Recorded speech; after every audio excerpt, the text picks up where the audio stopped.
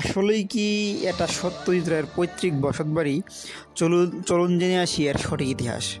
সুকুমার রায় বা সত্যজিৎ রায়ের পারিবারিক ইতিহাস বলতে গেলে একবারে শুরু থেকেই বলতে হয়, যেমন তাদের আদি পুরুষকে মশুয়ায় তারা কোথা থেকে এসেছে, এইসব বিষয়।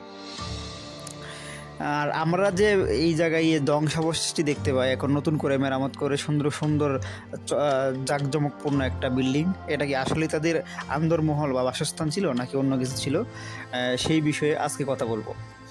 রায় পরিবারের আদি পুরুষ ছিলেন রামসুন্দর দেব। তিনি ষোড়শ শতকে, তার মানে আজ থেকে 400 বছর আগে, ষোড়শ শতাব্দীর শেষ দিকে, তার মানে 400 বছর, প্রায় 400 বছরের বেশি সময়ের আগে ভারতের নদিয়া জেলার চাকদা, বর্তমানে কলকাতায় যার অবস্থান, ওই জায়গা থেকে তিনি ময়মনসিংহের শেরপুরে আসেন। মানে ওই জায়গায় শেরপুরে আসেন ময়মনসিংহের কাজ করার জন্য। তখন তো ভারতীয় উপমহাদেশ ছিল, বাংলাদেশ ভারত পুরোটা একই ছিল। তিনি যখন ময়মনসিংহে আসেন তখন শেরপুর জেলা হয়নি, এমনকি ময়মনসিংহ নামও হয়নি। ময়মনসিংহ নাম পরবর্তীতে 1787 সালে হয়। তখন তিনি যখন ময়মনসিংহে আসেন, তখন তিনি ময়মনসিংহে আসার পর শেরপুরে যে জমিদার ছিলেন, শেরপুরের জমিদারের কাছারিতে তিনি কাজ নেন। রামসুন্দর দেব কিন্তু দেখতে অনেক সুন্দর ছিলেন। পরবর্তীতে রামসুন্দরের এই সুন্দর চেহারার জন্য তিনি কিশোরগঞ্জের যৌশদলের যে জমিদার ছিলেন, যৌশদলের জমিদারের নাম ছিল গণিকচন্দ্র রায়, তার মেয়েকে তিনি বিবাহ করেন। রামসুন্দরের 6 ছেলের 2 ছেলে জয়ানন্দ ও রামানন্দ, তারা নানির বাড়ি কিশোরগঞ্জ থেকে যায়। আর বাকি 4 ছেলে তারা কিশোরগঞ্জ আসেনি, তারা তার পৈতৃক বিটাতেই ছিল। তো যে 2 ছেলে জয়ানন্দ রামানন্দ কিশোরগঞ্জে এসে বসবাস করেন, তাদের জয়ানন্দের তিন পুত্র ছিল, তাদের একজন ছিলেন রামনারায়ণ, তিনি মশুয়ায় আসেন। মশুয়া এসে বসবাস শুরু করেন এবং মশুয়া এই জায়গায় যখন তিনি আসেন তখন তিনি সেই জায়গায় জমিদারি প্রতিষ্ঠা করেন। ওই সময় মশুয়ার নাম মশুয়া ছিল না, ওই সময় মশুয়ার নাম ছিল কুকুরপাড়া। মশুয়া গ্রামকে সবাই কুকুরপাড়া নামে চিনত আর কি। তো রামনারায়ণ মশুয়ায় আসলে মশুয়ার মনস্তারে মানে ভালোবাসা মৌসা বলে ডাকতো, মানে মৌসা বলে সবাই ডাকতো তারে। তো এই মৌসা বলে ডাকার সময় পরবর্তী সময়ে এই মৌসা থেকে মশুয়া নামটা প্রতিষ্ঠিত হয়। আর রামনারায়ণ যখন এই মশুয়া আসেন এবং জমিদারি প্রতিষ্ঠা করেন, তখন তিনি এই জমিদারি প্রতিষ্ঠাতা করেন, এই জমিদারি নেন জঙ্গলবাড়িয়ার যে রাজা ছিলেন তার কাছ থেকে মশুয়ার জমিদারি নেন এবং ওই জায়গায় তিনি অনেকদিন কাজও করেছিলেন কাছারিতে। আর পরবর্তীতে যে রায় উপাধিটা, এই পরিবারের যে আগে রায় উপাধি ছিল না, রায় উপাধিটাও তিনি ওই জঙ্গলবাড়িয়ার কাছারি বাড়ি থেকে বা জঙ্গলবাড়িয়ার জমিদার থেকে দেয়। পরবর্তীতে রামনারায়ণ মশুয়া বসবাস শুরু করেন। আর রামনারায়ণের এক ছেলে হয়, তার নাম হলো কৃষ্ণরাম হয়, তার এক ছেলে। কৃষ্ণরামের আবার 2 ছেলে হয়, একজনের হলো বিষ্ণুরাম আর হলো ব্রজরাম। আর বিশ্বরাম যিনি ছিলেন তিনি মশুয়াতে বসবাস করতেন, আর ব্রজরাম যিনি ছিলেন তিনি মশুয়া থেকে সরে গিয়ে আসমিতাতে বসবাস শুরু করেন। তো বিশ্বরাম মশুয়াতে বসবাস শুরু করলে তার এক ছেলে হয়, তার নাম হলো সোনারাম। তারপর তার ছেলের নাম গঙ্গাধর, তার ছেলে হরিকিশোর। মানে এই হরিকিশোর হইল মশুয়ায়, মানে হরিকিশোরকে সবাই চিনে, কারণ হরিকিশোরের কোনো সন্তান সন্ততি প্রথমে ছিল না।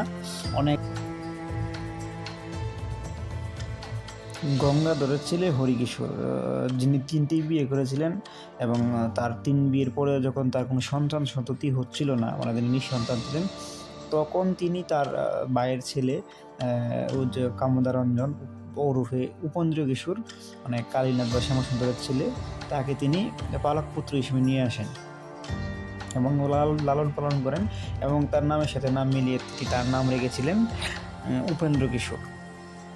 এবং তাকে দত্তক পুত্র হিসেবে আনার পরেও কিন্তু হরিকিশোরের কিছুদিন পর আরেক ছেলে হয়, যার নাম তিনি নরেন্দ্র রাখেন বা নরেন্দ্র বাবু নামে সবাই ডাকতো, যার কারণে পরবর্তীতে মশুয়ারের জমিদার বাড়ি নাম হয়ে যায় বাবু বাড়ি। নরেন্দ্র কিশোরের অবশ্য এক ছেলে হয়েছিল, যার নাম ছিল ধীরেন্দ্রনাথ। তিনি সর্বশেষ জমিদার ছিলেন এবং 1 বছর জমিদারি পাওয়ার 1 বছর পর তিনি মারা যায় এবং এভাবেই বিষ্ণুরামের বংশধর বা হরিকিশোর রায় বা নরেন্দ্র কিশোর রায়ের বংশের পরিসমাপ্তি ঘটে। এবং বিষ্ণুরামের যে আরেক ভাই ছিল ব্রজরাম, তিনি আসমিতা শাসন করতেন এবং আসমিতায় বসবাস করতেন। তার আরেক ছেলে ছিল, তার পরবর্তীতে এক ছেলে হয় রামভ্রান্ত এবং তার ছেলে লোকনাথ, এবং লোকনাথের ছেলেই হয় কালীনাথ বা শ্যামসুন্দর। শ্যামসুন্দর হইল উপেন্দ্র কিশোরের পিতা আর কি।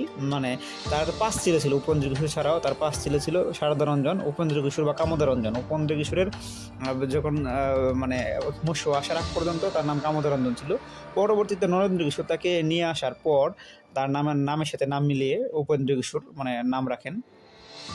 তারপরে তার আরও 3 ভাই ছিল, মুক্তিদারঞ্জন, কুলদারঞ্জন, প্রমোদারঞ্জন। তাদের 3 বোন ছিল 5 ভাই ছাড়াও, গিরিবালা, ষোড়শীবালা, মৃণালিনী। তারা প্রত্যেকে কিন্তু ভয়ঙ্কর রকম মেধাবী ছিল। এবং শারদারঞ্জন তিনি কিন্তু ক্রিকেট খেলার জনক ছিলেন। ভারতীয় উপমহাদেশে তিনিই প্রথম মশুয়াই গ্রামে এসে ক্রিকেট খেলার মানে প্রবর্তন করেন। হরিকিশোর বা নরেন্দ্র কিশোরের বংশের পরিসমাপ্তি ঘটলে উপেন্দ্র কিশোরও কিন্তু মশুয়ায় থাকেননি। তিনি মশুয়া থেকে চলে যান এবং ময়মনসিংহে তিনি ওই জায়গায় পড়াশোনা করেন এবং বাকি সময় ভারতেই কাটান। উপেন্দ্র কিশোরের পরবর্তী প্রজন্ম যারা ছিল সত্যজিৎ রায়, সুকুমার রায় এবং সুকুমার রায়ের নাতি, সুকুমার রায়ের ছেলে, তারাও কিন্তু ভারতেই বসবাস করে, তারা বাংলায় আর আসেনি। তারা যখন চলে যায় মানে নগেন্দ্র কিশোর তাদের বংশের যে শেষ বংশধর ছিল এই জায়গায়, তিনি 1935 সালে মশুয়া ছেড়ে চলে যায়। এবং তিনি মশুয়া ছেড়ে চলে যাওয়ার পর 1943 সালে তাদের যে সম্পত্তি ছিল, এই জায়গা জমি ছিল বা জমিদারি ছিল বা বাড়ি ছিল, এই সব সম্পত্তি কিন্তু তারা 1943 সালে পরিত্যাগ করেন। এবং তার পরবর্তীতে তাদের এই বাড়ির জন্য একজন কেয়ারটেকারও রেখে যায়, যার নাম ছিল রামকৃষ্ণ রায়। আমাদের অনেকের মনে এখন একটা প্রশ্ন থাকতে পারে যে তারা যদি রাজাই হয় আর এই এলাকায় শাসন করে থাকে, তাহলে তাদের রাজবাড়িটা কোথায়? আমরা যেটা দেখতে পাচ্ছি সেটা আসলে মন্দির বোঝাই যায়, কারণ এখনও মন্দিরের যে প্রতিমা রাখার উপরে জায়গাগুলো সেটা স্পষ্ট প্রমাণিত, বা এই মন্দিরেরও আসলে একটা বর্ণনা বিভিন্ন বইয়ে পাওয়া যায়।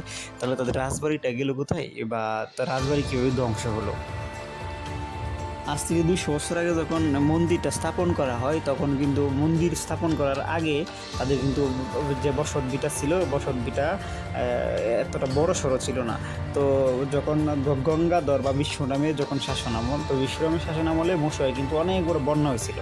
বন্যার কারণে পুরা মশুয়া গ্রাম একবার পানি নিচে চলে গেছিলো, এবং তাদের যে জমিদার বাড়ি ছিল, জমিদার বাড়িতে পানি উঠে গেছিলো, এবং তাদের জমিদার বাড়ি পানির নিচে চলে গেছে, এবং তাদের অনেক ক্ষয়ক্ষতিও হয়। এবং বন্যায় আমাদের মশুয়া গ্রামের অনেক ক্ষয়ক্ষতি হয়, আজ থেকে প্রায় 200-300 বছর আগে। তো তার পরবর্তীতে তারা নতুন করে বন্যা পরবর্তী সময়ে তারা নতুন করে তাদের বাড়ি নির্মাণ করে, এবং ওই সময় বাড়ি নির্মাণ করার সময় মন্দিরও নতুনভাবে স্থাপন করা হয়। এবং পরবর্তীতে স্থাপনাগুলো তারা প্রতিষ্ঠা করে সব কিছুই ওই বন্যার পরে, মানে বিশ্বরামের আমলে, অর্থাৎ আজ থেকে প্রায় 300 বছর বা 250 বছর আগে। বর্তমানে আমরা যে মন্দিরটা দেখতে পাইতেছি বা নিদর্শনটা বাকি আছে, সেটা প্রতিষ্ঠিত হয় গঙ্গাধরের হাত ধরে, অর্থাৎ হরিকিশোর রায়ের যে পিতা ছিলেন গঙ্গাধর, তার হাত ধরে সেটা প্রতিষ্ঠিত হয়। আর এখন যে বৈশাখী মেলাটা হয়, সেটা আসলে তাদের আমলে তাদেরই বংশের কেউ ছিল, লোকনাথ অথবা গঙ্গাধর, তাদের 2 ভাইয়ের 1 ভাই, অথবা এই কাল ভৈরবী পূজা করতো বৈশাখ মাসের লাস্ট দিকে, শেষ বুধবারে কাল ভৈরবী পূজা হইতো। তো ওই কাল ভৈরবী পূজার সময় এই জায়গায় মেলা হইতো। তো তারা না থাকায় দেওয়া বা তাদের কোনো বংশধর না থাকায় এখন তো হয়তো বা ওই পূজাটা হয় না, তবে মেলাটা এখনও রয়ে গেছে, যেটা বৈশাখ মাসের শেষ দিক দিয়ে হয়। আবার অনেকে মনে করেন যে তাদের বংশের একজন রাজা ছিল, তান্ত্রিক রাজা, যিনি তন্ত্রমন্ত্র করতেন, নবরঙ্গ রায়, যিনি যেটাকে ব্রাহ্মণ মশুয়া বা বাউন মশুয়া বলে, বাউন মশুয়া অনেক ব্রাহ্মণদের নিয়ে তিনি বসবাস করতেন, তার হাত ধরে সেটার প্রচলন। এই হইল তাদের মানে মোটামুটি পারিবারিক ইতিহাস। আর তাদের যে মেইন যে বসতভিটা ছিল, সেটা ছিল আরও ভিতরে, মন্দিরের থেকে আরও পিছনে ছিল। এবং রায় পরিবারের পারিবারিক গল্পস্বল্প বই থেকে জানা যায় যে ওই বাড়িটা ছিল তাদের যে মেইন বাড়িটা, মন্দিরের পিছনে ছিল। বর্তমানে মাজার যেই জায়গায় অনুমান করা যায় ওই জায়গায় হয়তো তাদের বাড়ি ছিল, কারণ মাজারের অনেকটা পিছনে কিন্তু তাদের এখনও গত 5-6 মাস আগে আমি দেখেছি যে বিশাল বড় একটা তাদের যে ওয়াশরুম সেটা ছিল ওইদিকে। এটার অস্তিত্ব ছিল, হয়তো এখন ভেঙে ফেলা হয়েছে, এখন আর অস্তিত্বটা নাই। এই বছর খানিক হয়ে বলছে সেটার অস্তিত্ব সে বিলীন হয়েছে। তাদের বাড়িটা ওই দিকে ছিল, আর বাড়ির চারপাশে কিন্তু বড় বড় অনেক বিশাল লোহা ছিল, লোহা দিয়ে মানে বাড়ির চারপাশে 4টা লোহার পেরেক ছিল, মোটা মোটা পেরেক, মানে লোহার পিলারই বলা যায়, এরকম পেরেক দিয়ে ফুটা ছিল, কারণ তারা কিন্তু পূজারি ছিল। এবং আর মশুয়ার বাবুর বাড়ির যে পুকুর, আসলে এই বাবুর বাড়ির পুকুরের নাম ছিল হাতির পুকুর। এটা এই তখনকার সময় মশুয়ার যে নরেন্দ্র কিশোর উপেন্দ্র কিশোর তাদের যে হাতি ছিল দুইটা, তাদেরকে গোসল করাইতো, এবং এই প্রকৃতপক্ষে এই পুকুরটার নামই হাতির পুকুর।